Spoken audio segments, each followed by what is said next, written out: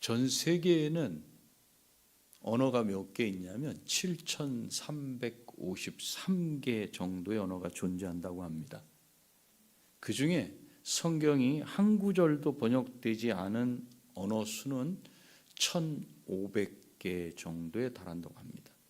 그러니까 1,500종족은 예수 그리스도의 이름을 들어보지 못한 사람들이라는 뜻이죠. 그래서 선교 단체 중에 성경 번역 선교회가 있어요.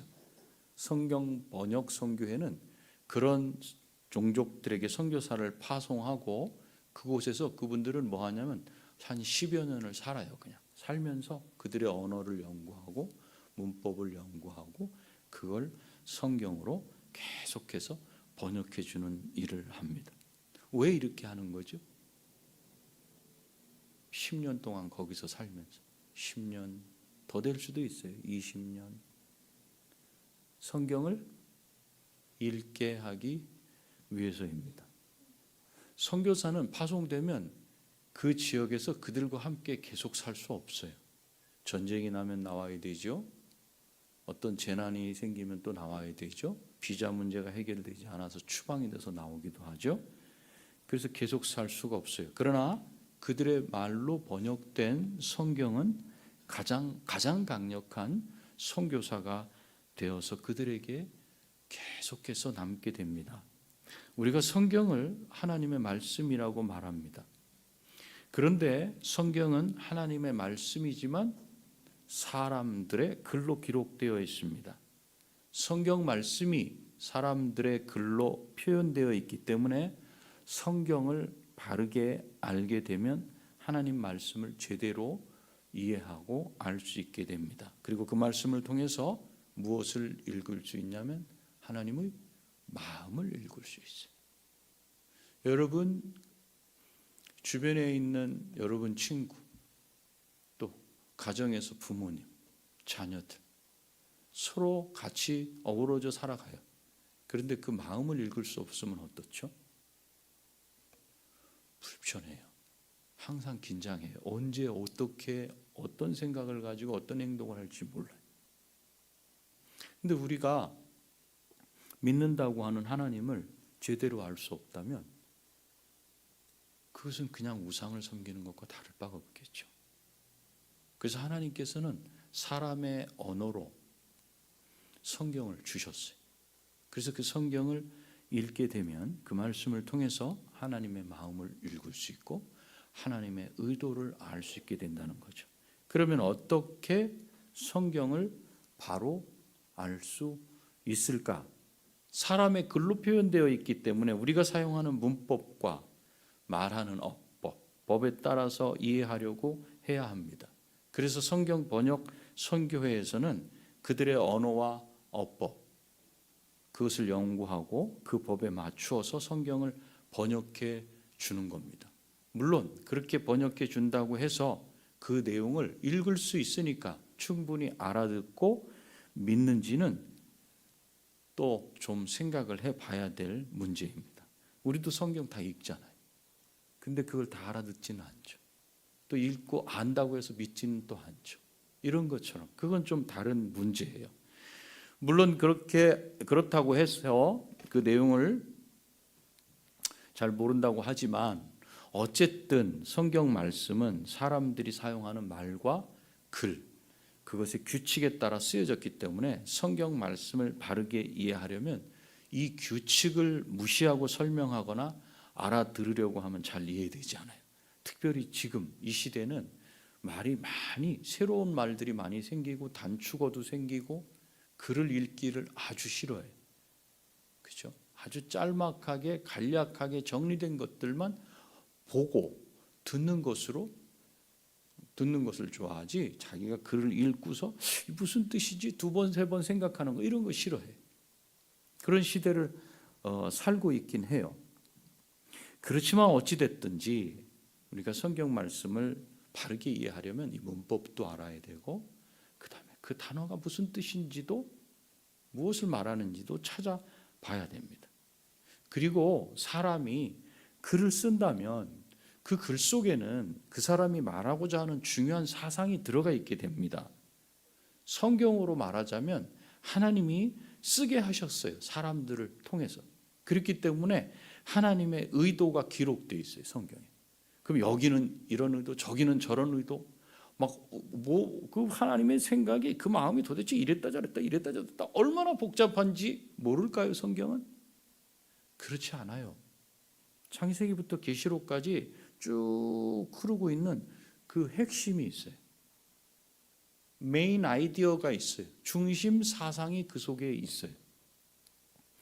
그렇다면 우리가 오늘 읽은 마태복음이라고 하는 책, 성경을 관통하고 있는 처음과 끝까지 쭉 하나로 볼 수 있는 그 핵심은 무엇일까요?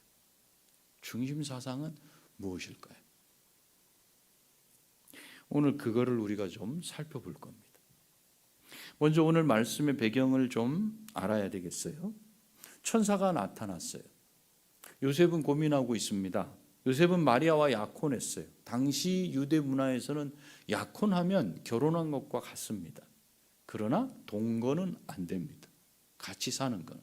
정식 결혼을 하기 전까지는 같이 살 수 없지만 약혼 혹은 정혼을 하게 되면 그것은 결혼한 것과 마찬가지입니다. 그런데 약혼한 마리아에게 문제가 생겼어요. 그게 뭐예요? 임신을 했어요.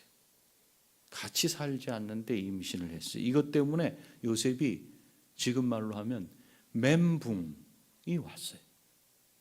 생각이 어떻게 해야 될지 몰라요. 자기 생각 자체가 다 무너진 거예요. 그래갖고 아무런 결정도 못하고 뭘 어떻게 해야 되지? 그냥 그렇게 쩔쩔 매고 있는 그런 상황이에요. 바로 그때 천사가 나타나서 요셉에게 말합니다. 마리아는 어떤 다른 사람에게서 임신한 게 아니다. 성령의 능력이 그를 임신하게 했다. 그러니까 성령으로 임신한 것이다. 이렇게 말해줘요. 그리고 마리아에게서 태어날 아이가 어떤 분인지를 설명해 줍니다. 뿐만 아니라 이제 요셉이 이 상황을 어떻게 받아들이고 앞으로 어떻게 행동해야 될지도 분명하게 알려줍니다. 이렇게 천사가 요셉에게 설명한 내용이 20절부터 23절까지 나와요. 그런데 우리는 오늘 23절만 읽었죠. 그리고 23절은 우리가 잘 아는 구약 예언서에 있는 말씀을 인용해 온 거예요. 이사야서 7장 14절 한번 볼까요? 여러분 성경을 한번 찾아보세요. 이사야 7장 14절. 찾기가 어려우신 분들은 마태복음 1장 23절 보시면 돼요. 23절을 펴줘보세요. PPT로. 자, 7장 14절 한번 읽습니다. 찾으신 분들 시작. 그러므로 주께서 친히 징조를 너희에게 주실 것이라. 보라, 처녀가 잉태하여 아들을 낳을 것이요 그의 이름을 임마누엘이라 하리라. 똑같은 말씀을 가져왔죠. 마태가 이것을 인용했어요. 구약 성경. 이 말씀에서 오늘은 임마누엘이라는 단어를 살펴보려고 합니다. 임마누엘이라는 단어, 이 말씀의 뜻이 뭐예요? 하나님이 우리와 함께 계시다. 우리 학생들만 한번 해볼까? 영어로. 저걸 영어로 하면 뭐라 그러지? God with us. 다시 한번 시작. God with us. with us란 말 많이 들어봤죠, 그렇죠? God with us 이 말이에요. 이게 임마누엘이에요. 오늘 본문을 통해서 저는 먼저 하나님이신 예수님이 우리와 함께 하시는 이유가 무엇인지를 살펴보려고 해요. 왜 우리와 함께 하시지? 두 번째는요, 도대체 함께 하신다, 함께 계신다는 건 어떤 의미인가? 이걸 살펴보려고 합니다. 먼저 예수님께서 이 세상에 오셔서 함께 계시는 이유가 무엇인가? 23절을 보겠습니다. 우리가 읽었죠? 보라, 처녀가 잉태하여 아들을 낳을 것이요 그의 이름은 임마누엘이라 하리라 하셨으니 이를 번역한 적 하나님이 우리와 함께 계시다 함이라. 이 말씀에는 두 가지 내용이 들어가 있어요. 두 가지 사실이. 그 하나가 뭐예요? 앞에서 보니까 무슨 얘기가 들어가 있어요? 처녀가 아들을 낳을. 처녀가 아들을 낳을 것. 요거 하나를 말해주는 거예요. 요 구절을 보면. 즉 이 아들은 남자와 여자의 결혼을 통해서 태어난 아기가 아니라는 말입니다. 이해할 수 있죠? 앞으로는 이해하기 어려울 거예요. 왜냐하면 이번 주에 지난 8일에 저출산 문제를 해결할 방안으로 이기일 보건복지부 제1차관이 뭐라고 발표를 했냐면 결혼하지 않고도 아이를 낳을 수 있는 제도를 만들어 가겠다. 이렇게 말했어요. 무슨 뜻이냐면 결혼 안 했는데 여자 혼자서 아이를 낳을 수 있대요. 어떻게 해요?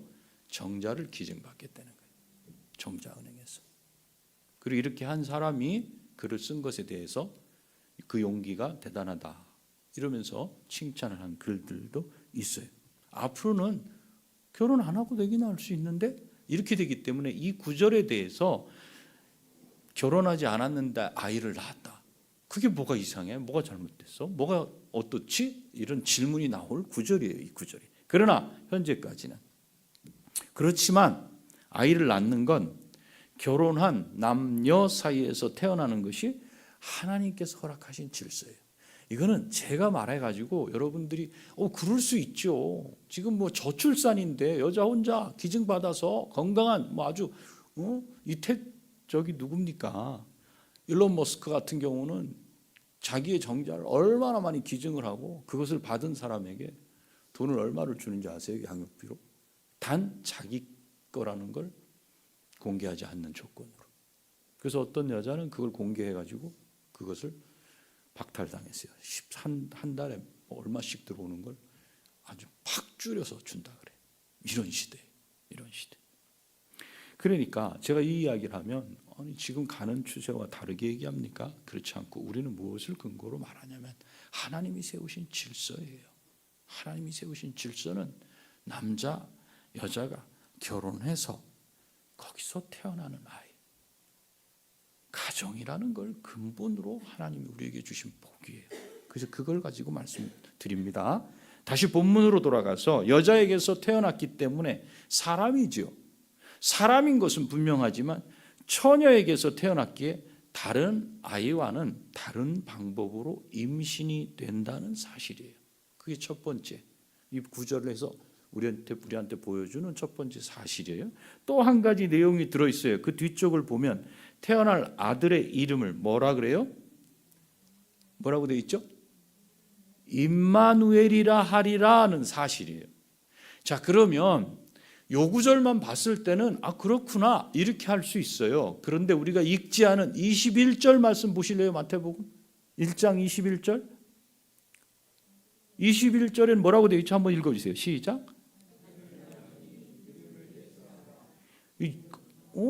아들을 낳으리니 이름을 예수라 하라. 그랬는데 여기서는 지금 뭐라 그래요? 그의 이름은 임마누엘이라 하리라. 이렇게. 그러면 예수와 임마누엘이 같은 뜻이구나. 이렇게 생각하면 이 부분이 이해가 돼요. 근데 뜻이 같지 않아요. 왜 앞에서는 예수라 그러고 여기서는 임마누엘이라 그러나? 도대체 이 부분을 어떻게 해석할까? 어떻게 이해를 해야 될까? 그래서 이런 문제가 발생될 때 여러분들이 어떻게 하셔야 되냐면 다른 번역본을 보셔야 돼요. 요새는 앱으로 잘 돼 있잖아요. 그죠? 다른 번역본. 쉬운 성경에는 어떻게 돼 있는가? 이 부분을 원어에 더 가깝게 설명했어요. 다는 아니지만 이 구절은 그래요. 그래서 제가 읽어드립니다. 보라, 처녀가 임신하여 아들을 낳을 것이며. 다르지 않죠? 요 뒷부분. 사람들이 그의 이름을 임마누엘이라고 부를 것이다. 달라요, 같아요? 지금 여기 개역 성경하고 제가 읽은 쉬운 성경하고 같아요, 달라요? 다르지요. 뭐가 다르냐면 사람들이 그의 이름을 임마누엘이라 부를 것이다 이거예요. 사람들이 그의 이름을 임마누엘이라고 할 게 이게 아니라 사람들은 그렇게 부를 것이다라는 뜻이에요. 그러니까 21절에 있는 그의 이름을 예수라 하리라와 충돌이 되는 게 아니고 23절은 사람들이 그렇게 부른다는 거예요. 이 사람들은 누구예요? 이 사람들은 하나님의 백성을 말하는 겁니다. 그러니까 하나님의 백성들이 예수님께서 인간으로 오신 하나님이시라는 사실을 알고 자기들과 함께 살아가시는 걸 보면서, 같이 살아가는 걸 보면서 뭐라고 이야기할 건가? 과연 하나님이 우리와 함께 하시다. 그거를 하나로 정리하면 임마누엘이라고 말하게 될 거라는 거예요. 이해됐죠? 여기까지? 따라서 다시 표현하자면 주님의 백성들은 예수님이 누구신지 분명하게 알게 될 것이라는 뜻입니다. 그래서 예수님을 임마누엘로 아느냐, 인정하느냐, 모르느냐, 인정하지 않느냐에 따라서 그가 하나님의 백성이냐, 주님의 택하신 백성이냐 아니냐가 결정돼요. 이 자리에서도 그분이 함께 하시는 하나님이시라는 고백을 하시는 분이 있는가 하면 그냥 저 멀리 어디쯤 계시는 그런 분이라고 알고 계신 분이 있을 거예요. 그러나 오늘 설교가 마쳐질 때쯤이면 여러분도 인정하게 될 거예요. 그분이 누군지. 다른 성경으로 보충을 해보자면 요한복음 말씀을 봐요. 요한복음 1장인데 너무 잘하는 말씀이에요. 14절 18절 14절 먼저 제가 읽습니다. 말씀이 육신이 되어 우리 가운데 거하심에 우리가 그의 영광을 보니 아버지의 독생자의 영광이요 은혜와 진리가 충만하더라. 요한이 이렇게 말해요. 18절 본래 하나님을 본 사람이 없으되 아버지 품속에 있는 독생하신 하나님이 나타내셨느니라. 그럼 이 두 구절을 요약해 봐야 돼. 이 두 구절을 요약하면 하나님께서 사람이 되셔서 이 땅에 오시고 자기 백성과 함께 살게 되셨는데 이분이 우리가 우리 눈으로 볼 수 있게 된 하나님이신 예수님이시다. 이 말씀이에요. 14절 18절을 요약하자면. 예수의 이름은 무슨 뜻이 있어요? 예수의 이름은 자기 백성을 그들의 죄에서 구원하실 자, 구원하신다. 구약식으로 말하면 여호수아, 예수아, 하나님은 구원이시다. 이런 의미가 들어있어요. 그러면 예수님께서 자기 백성을 구원하시면 되는데 어째서 굳이 자기 백성과 함께 계신다고 말씀하시는 건가? 다르게 말하면 여러분 구원이 뭐예요 도대체? 구원의 목적이 뭐지요? 여기서 길을 잃으면 안 돼요. 나는 구원받았다. 구원이 뭡니까? 간단하게 죄에서 죄사함 받았다. 그리고 구원받았으니 그걸로 뭐 더 설명이 필요하겠습니까? 이렇게 할 수 있죠. 그런데 예수 그리스도께서 택하신 자기 백성과 함께 계신다는 건 구원이 무엇인지 뿐 아니라 구원의 목적이 무엇인지를 정확히 가르쳐 주시는 거예요. 그래서 이 두 부분을 알아야 구원이 뭔지에 대한 걸 정확하게 정리할 수 있어요. 구약 성경에서 하나님의 구원을 정확하게 보여주는 사건이 있어요.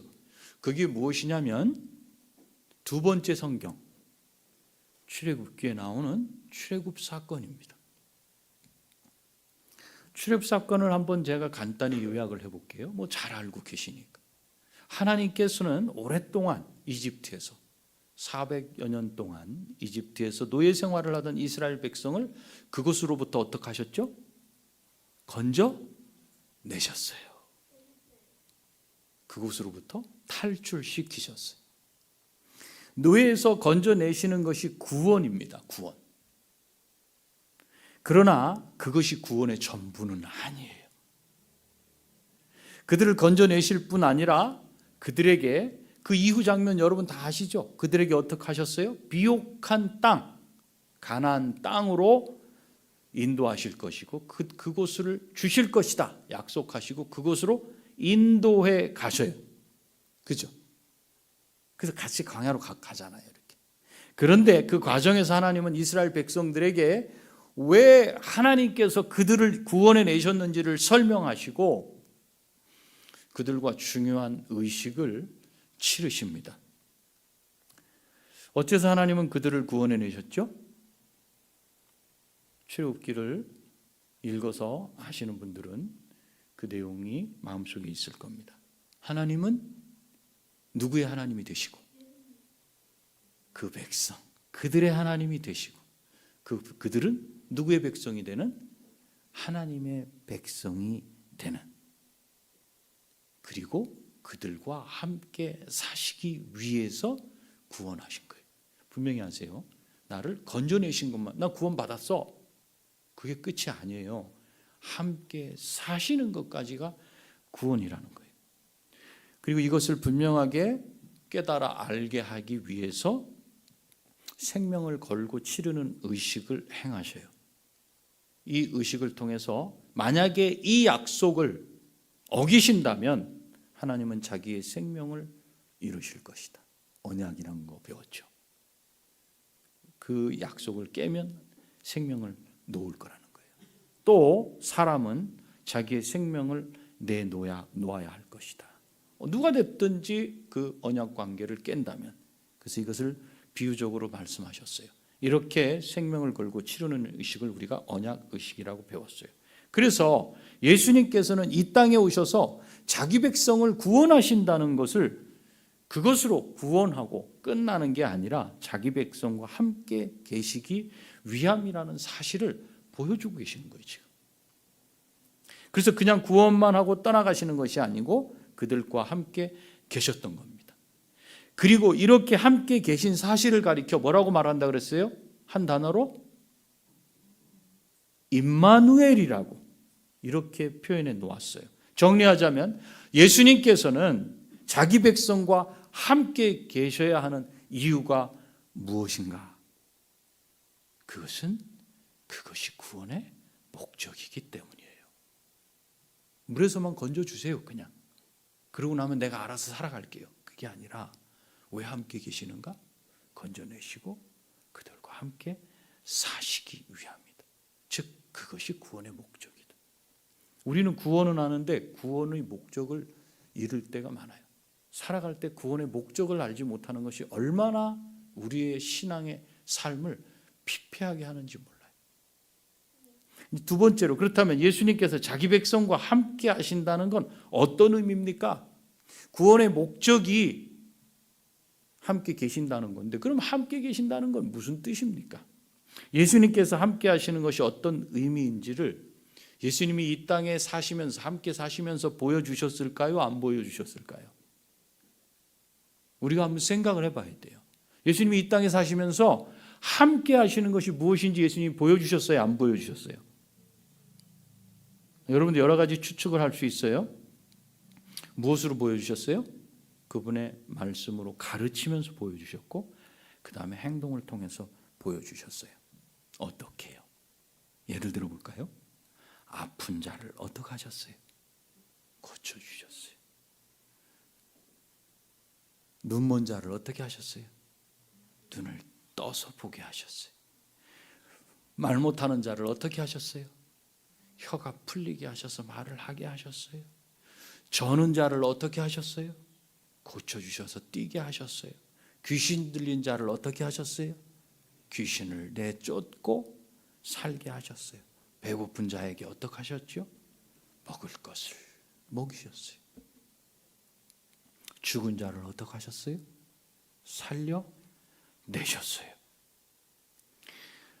예수님이 함께 하신다는 건 이 땅에서 그것을 우리에게 보여주셨어요. 그리고 복음서는 전부 다 이걸 기록하고 있어요. 이것이 구약 성경에서 말씀하고 있는 하나님이 이루시려는 구원이기 때문에 그래요. 그래서 구원이란, 저를 한번 따라해 보시기 바랍니다. 사람을 죄에서만 건져내시는 것이 아니고 그 죄들로 인해서 나타나는 모든 일들에서 건져내는 것이다. 자, 죄에서 건져내시는 거 우리 다 잘 알아요. 구원이. 그죠? 근데 그것으로 끝나는 게 아니고, 구원이란 그 죄 문제 때문에 우리 안에 나타나는 거 있죠. 그게 뭐예요? 질병. 그죠? 마음이 상해. 왜 이런 말을 들으면 내가 막 뒤집어지고 그러지? 왜 내가 그렇게 했을까? 저렇게 했을까? 왜 사람들이 등을 치지? 나의 등을 쳐먹지? 왜 사기를 치지? 왜 이런 사람들이 존재하지? 하면서 온갖 질문들이 나오잖아요. 사람들에게서 그래서 못된 행동들도 나오고 못된 생각들 말들도 나오고 그게 뭐 때문에 생긴 것인가? 죄 문제 때문에 생겼어요. 그러니까 구원이란 우리를 죄 가운데서 구원하실 뿐 아니라 AS를 하시는 거예요. 어떻게?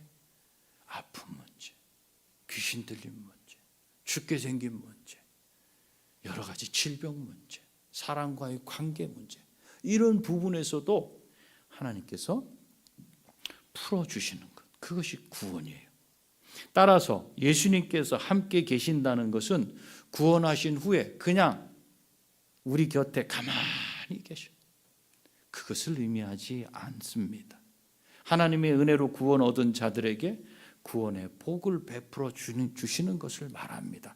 그러면 누가 그 구원의 복을 받아요? 지금 내가 구원받았다는 데 대해서 그러나 이제 죽을 날만 기다려. 왜? 천국 가야 되니까. 그게 구원의 다가 아니란 말이에요. 이 땅 가운데서 예수님이 제자들과 함께, 당시의 백성들과 함께 2000년 전에 유대 땅 백성들과 함께 하시면서 그들에게 보여주시고 말씀하시고 가르쳐주시고 고쳐주시고 해결해 주신 것처럼 지금도 해결해 주시고 우리의 모든 삶 아시고 저와 여러분의 고충과 고통, 갈등과 고민, 염려, 그걸 다 아시고 돌아봐 주신다는 거예요. 가장 완벽하게 돌아봐 주시는 거예요. 그러니 내 생각과 달라요. 시간도 다르지요, 해결되는 게. 그러니 우린 자꾸 여기서 넘어지긴 하지만 그럼에도 불구하고 하나님은 우리를 붙들고 계신다는 거예요. 그래서 복음서가 이걸 집중해서 기록했어요. 그런데 예수님이 지금 이 땅에 계셔요? 안 계셔요.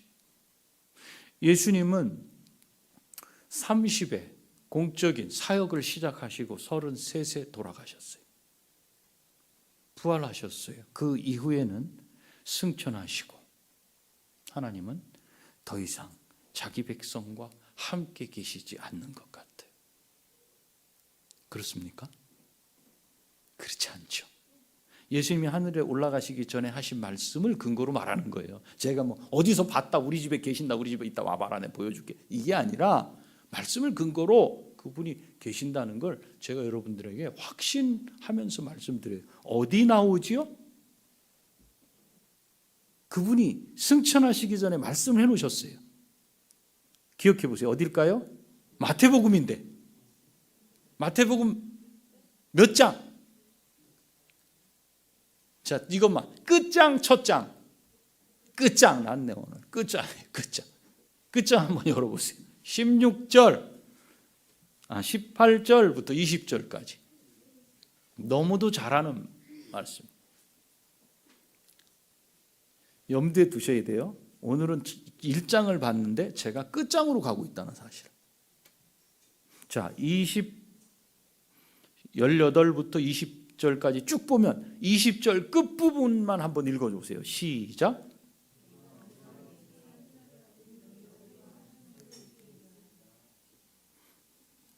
자, 한 분만 한번 읽어주세요.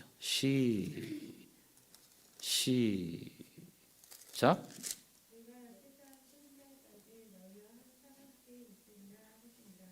아멘. 근데 내가 그 앞에 단어를 반드시 읽어줘야 돼. 다시 한번 읽어주세요. 시작. 네, 볼지어다. 내가 세상 끝날까지 너희와 항상 함께 있으리라. 여기서 볼지어다 이 단어를 그리스말로 이렇게 말해요. 잊어버리지 않을 거예요, 여러분. 왜냐하면 이게 요한계시록에 계속 나오거든요. 이두 해보세요. 이두 보라, 볼지어다 이 단어가 이두예요. 이두. 여기에 보라, 아니 볼지어다라고 쓴 단어가 이두인데 오늘 본문 23절에 나와요, 안 나와요? 제일 처음에 여기 보세요. 제일 처음에 나와요, 안 나와요? 뭐라고 나와요? 보라 나오죠. 이게 이 단어하고 똑같은 거예요. 똑같은 단어. 이두라는 단어예요. 왜 이 말씀을 쓰냐면 왜 보라 앞에서 1장 시작하면서 보라 그래놓고 마지막 끝에서도 보라 그러냐면 주목해라는 거예요. 주목해라. 여러분 딴점 피고 있을 때 뭐라 그래요? 주목 이렇게 하죠. 이걸 이들식으로 말하면 이두. 그러면 여러분들이 딴점 피다가 딱 쳐다보는 거예요. 요한계시록에서 요한이 하늘의 영광을 보는 거예요. 하늘 장면을 보면서 이두 그래요. 뭐야? 봐봐. 고통 가운데 있는 7 교회들, 당시의 교회 식구들한테 봐봐. 저 좀 봐봐. 이렇게 할 때 쓰는 단어가 뭐야? 보라. 이두 이거예요. 주목하라는 거예요. 여러분들이 딴 데 관심 갖고 있을 때 치든지, 예전 같으면 종 있잖아요. 그죠? 또는 보세요. 여기 좀 보세요. 여기 좀 보세요. 이렇게 하죠. 이런 여러 가지를 그리스어로 뭐라 그러냐면 이두 그러는 거예요. 보라. 마태복음 처음에서도 봐라 이렇게 했죠. 마태복음 마지막에서도 봐라. 그렇죠? 그 뭘 보라는 거예요 도대체. 이게 중요하죠. 뭘 보라는 거야. 요 보라는 것만 알면은 그게 마태복음에서 얘기하고 있는 거구나 이렇게 알 수 있겠는데 뭘 보라 그래요? 짐작하시겠어요? 추측하시겠어요? 예수님이 이 세상 끝날까지 어떻게 하신다? 함께 계신다. 그거를 1장에서 뭐라고 얘기했어요? 임마누엘. 그죠? 예수님 떠나시기 전에 마지막에 우리한테 꼭 봐야 돼. 요거 꼭 잡아야 돼. 뭐예요? 항상 너희와 함께 있겠다. 이거를 주목하라는 거예요. 예수님께서 제자들과 함께 하시면서 먹이시고 살리시고 도우시고 아픔을 어루만져 주시고 위로하시고 눈물을 닦아 주셨던 것처럼 이 땅에 믿는 신자들과 함께 하시며 그렇게 베풀어 주셨던 것, 그거 동일하게 은혜를 베풀어 주실 것이다. 그럼에도 어떤 분들은 이렇게 말하는 분들이 있어요. 왜 그러면 날 돌보시고 함께 하시는데 내 문제 지금 해결해 주시지 않습니까? 그래서 지금 현실을 보면서 함께 하시지 않는다고 불신하는 분이 있을 수 있어요. 그러시면 안 돼요. 우리는 하나님의 약속을 믿는 믿음 생활을 하는 것이지 내 현실 문제를 보면서 그걸 해결해 주시는 것에 따라서 내가 믿을지 말지를 결정하는 게 아니에요. 진리는 그렇게 결정되지 않습니다. 지금 현실이 나를 만족시키지 않는다 할지라도 함께 하시겠다는 약속, 임마누엘과 이두 그랬잖아요. 보라, 임마누엘이라 하리라. 마지막, 내가 항상 너희와 함께 있을 것이다. 우린 그걸 믿는 거예요. 지금 현실이 아닌 것 같아? 그래도 그걸 붙잡는 거예요. 이걸 믿음이라 그래요. 예수님은 이 땅에 계시는 동안 계속 그러셨던 것처럼 항상 우리와 함께 하시겠다고 말씀하십니다.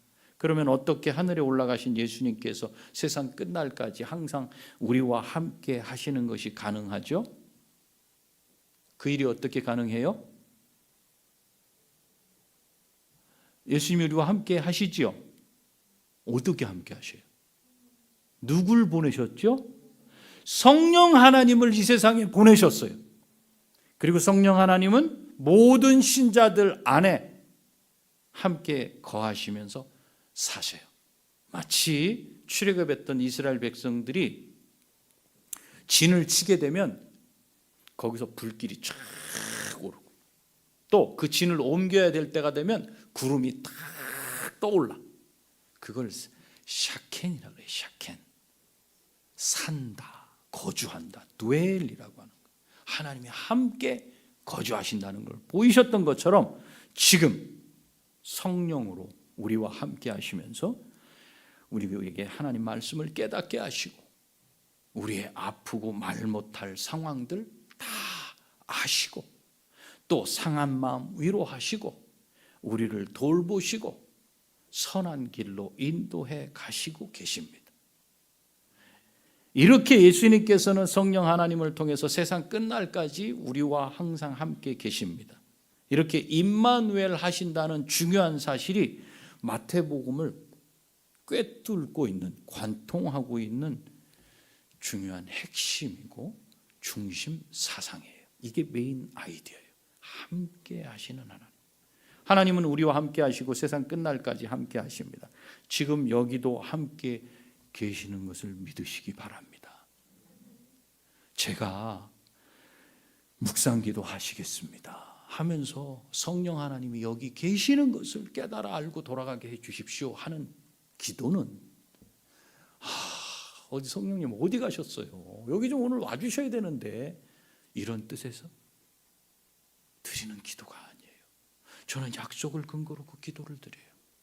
분명히 계시는데 마치 아니 계신 것처럼 살아가는 신자들에게 오늘 이 예배 가운데서 계십니다 하는 걸 분명히 깨닫고 돌아갈 수 있도록 제가 하나님 앞에 또 기도를 드리는 거예요. 그렇다면 여러분 어떻습니까? 이 사실을 마음속으로 받아들이고 살아가십니까? 구원에 죄사함 받은 것 플러스 함께 하신다는 것까지를 여러분 마음속에 품고 살아가시냐고요. 만일에 그것을 받아들이지 못한다면 그 이유가 무엇입니까? 대부분 느끼지 못하기 때문에 그래요. 그죠? 느끼지 못하기 때문에. 그래서 큰일을 당해본 분들은 알아요. 보이지 않아도 함께 하시는구나. 그렇다고 여러분들이 다 큰일을 받으라는 건 아니에요. 왠지 아세요? 사람마다 다르거든요. 각기 사람마다 하나님과의 그 관계의 끈 정도 이게 다 달라요. 누구든 다 같은 방법으로 하나님 그렇게 하시는 게 아니에요. 느끼지 못하기 때문에. 아니 함께 하신다면 왜 내가 세상에서 실패합니까? 아니 함께 하신다면 왜 내가 재정 문제로 이렇게 고통을 당해야 됩니까? 왜 함께 하신다면 이 자녀 문제가 풀리지 않아 가지고 이렇게 매여서 살아야 됩니까? 함께 하신다면 왜 내가 아픈 몸 때문에 계속 병원 신세를 져야 합니까? 함께 하신다면 왜 저 북한에서 목숨을 걸고 믿는 그들이 죽음의 자리까지 들어가야 합니까? 함께 하신다면 왜 내게 이런저런 일이 끊이지 않고 생겨서 나를 이렇게 힘들게 합니까? 이런 질문이 우리 안에 있지 않습니까? 최소한 함께 하신다면 잘 돼야 돼요. 그죠? 건강해야 돼요. 돈을 꾸어질지언정 꾸러 다니지는 말아야 되지 않겠습니까? 하는 어떤 이런 질문이 우리 안에 있어요. 그런데 한번 생각해 보세요. 진리는 그것이 진리가 될 것인지 말 것인지가 우리의 느낌으로 결정되는 게 아니에요. 지금 이 세상은 무엇을 중심으로 살아가요? 내 감정, 내 느낌, 내 정서예요. 내가 좋으면 좋고 아니면 아니에요. 예수님 믿는 것도 똑같아요. 내 느낌에 계신 것 같다? 나한테 느낌을 좀 주십시오. 느낌 안 줘요? 안 계신 거예요. 예배 생활은 하지만 안 계신 거야. 그러니 이 뒷부분의 은혜를 못 받아요. 어느 상황에서도 함께 하신다는 그 은혜를 받지 못해요. 진리는 사실은 그 자체로 진리가 돼요. 내가 느낄 수 있어야만 그것을 사실이라고 말할 수는 없어요. 만약에 내가 느낄 수 있어야만 그것이 진리고 사실이라 그러면 사람마다 느낌이 다 다르잖아요. 느끼는 정도도 다 다르잖아요. 어떻게 그것을 진리라고 말할 수 있어요? 우리가 느끼지 못해도 예수 그리스도는 약속하신 대로, 말씀하신 대로 우리와 함께 하시는 하나님이신 줄 믿으시기 바랍니다. 예수 그리스도는 약속대로 우리와 함께 하시면서 우리와 우리의 아픔, 고통, 괴로움, 슬픔을 다 알고 계세요. 그래서 어떤 분은 기도할 때 그렇게 기도하더라고요. 아시지요, 주님. 1시간 기도하는데 그것만 해. 아시지요, 주님. 왜요? 하나님이 함께 하시는 걸 내가 아니까 그 기도만 하는 거예요. 내가 뭐라고 주저리 왜? 하고 싶은 기도는 있어요. 이거 이렇게 하고 저렇게 하고 이렇게 하고 저렇게 얘기해 주셔야지요. 그렇게 말하고 싶지만 정말 하나님이 함께 하시는 줄 알면 그 말 못하는 거예요. 아시지요, 주님. 아시지요, 주님. 그것만 고백하는 거예요. 이것은 함께 하신다는 걸 분명히 확신하는 사람이 하는 표현이에요. 우리가 느끼지 못해도 인정하지 않아도 예수님께서 우리와 함께 하시기 때문에 우리가 이렇게 살아가고 있는 것입니다. 그런데 이 사실을 느끼지 않아도 믿는다면, 내가 느끼지 않아도 믿는다면 그 사람의 삶은 어떨 것 같아요? 어떤 상황에서도 항상 당당하지 않겠어요? 어떤 일을 만난다 할지라도 위축되어서 그것 때문에 저 땅굴을 파고 저 속까지 들어가서 거기에 숨어 있지 않지 않겠습니까? 어려운 일을 만날 때 훨씬 더 하나님을 의지할 겁니다. 우리가 성경을 읽고 날마다 말씀을 읽고 답을 다는 이유가 무엇입니까? 우리가 하나님을 알면 알수록 아는 만큼 더 하나님이 함께 하시는 것을 뚜렷하게 볼 수 있기 때문이에요. 반대로 나는 잘 못 보겠어. 그래서 더 보는 거야. 그래서 더 읽는 거야. 가만히 앉아가지고. 나 읽을 때 방해하지 마세요. 오늘 숙제로 이것을 하는 게 아니라 내가 좀 가만히 정말 그분을 만나야 되겠어. 그렇게 읽다가 만나는 거예요. 이런 은혜가 여러분에게 다 있기를 바랍니다. 여러분이 말씀을 읽을 때, 말씀을 들을 때 이 의식을 꼭 가지시기 바랍니다. 성경 말씀이 하나님의 말씀인 것을 믿으시기 바랍니다. 그리고 하나님의 말씀을 받아들이시기 바랍니다.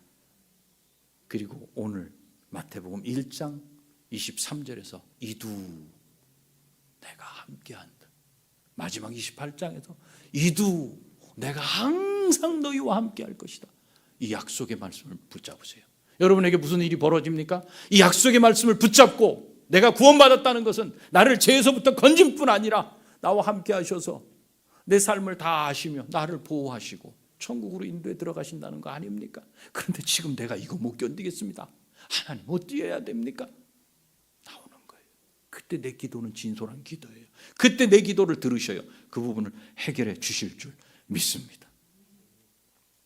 그래서 함께 하시는 예수님을 여러분이 삶 속에서 매일 경험하시면서 그냥 나는 기쁘고 즐겁고, 그러니까 내 입에서 뭐가 나?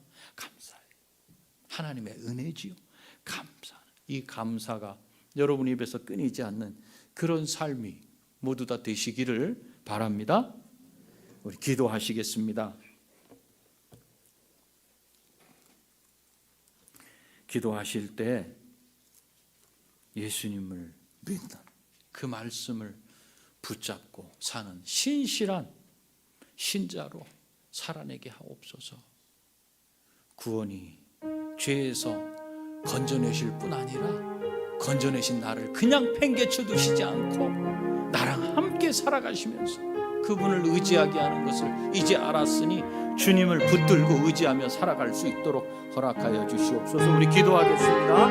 존귀하신 아버지 하나님, 자비로우신 아버지 하나님, 나를 구원하실 뿐 아니라 죄 가운데서 내가 누구간데 나를 죄 가운데서 구원하시고 지금 삶의 형편이 내 마음대로 되지 않는다 할지라도 나를 붙드시고 함께 하신다는 약속의 말씀을 따라서 나를 이끌어 가시고 그것에 감사합니다.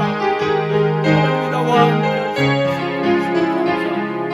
그 믿음을 시험하고 싸움에 주시옵소서. 긍휼히 여겨주시옵시고 어떤 형편에 처한다 할지라도 길 보시고 돌보시고 길을 열어주시는 주님을 우리를 수 있게 주시옵소서.